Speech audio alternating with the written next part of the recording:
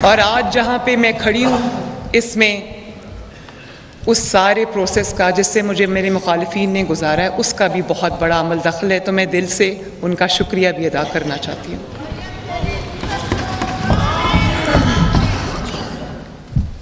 जनाब स्पीकर, मैं यहाँ ये भी कहना चाहती हूँ, यहाँ पे बहुत बड़ी तादाद में ख़वातीन मौजूद हैं। मैं ये भी यहाँ पर कहना चाहती हूँ कि ये सब जो आज आप देख रहे हैं एक तारीख़ बन रही है, ये हर खातून की फ़तह है, हर बेटी की फ़तह है, हर माँ की फ़तह है। और ये इस बात का सबूत है कि औरत होना, बेटी होना आपके ख्वाबों की ताबीर की राह में रुकावट नहीं बन सकता। मैं इस मौके पे अपनी शफीक मरहूम वालिदा का भी शुक्रिया अदा करना चाहती हूँ कि उन्होंने मुझे नोइंगली और अननोइंगली ऐसे हालात के लिए तैयार किया जिसका उनको शायद नहीं अंदाज़ा था कि मुझे उनसे गुज़रना पड़ेगा। मैं उनका शुक्रिया अदा करती हूँ, उनके लिए दुआ करती हूँ कि अल्लाह ताला उनको करवट करवट जन्नत नसीब करे।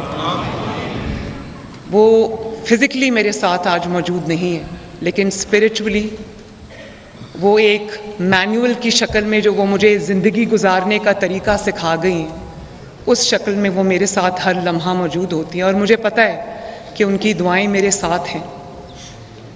और जिस तरह उन्होंने मुझे तालीम दी, जो उन्होंने मुझे ट्रेनिंग दी कि मुश्किलात में वो कहा करती थी कि ज़िंदगी आसान नहीं है, और तब मुझे उन चीज़ों की समझ नहीं आती थी, लेकिन वो कहा करती थी कि ज़िंदगी आसान नहीं है और आपको टफ होना पड़ेगा।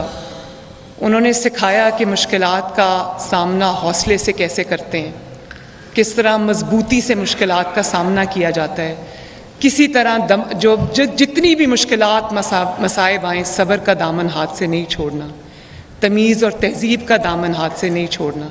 तो मैं आज अपनी वालिदा को भी और कौम की तमाम माँओं को मैं खराज तहसीन पेश करना चाहती हूँ।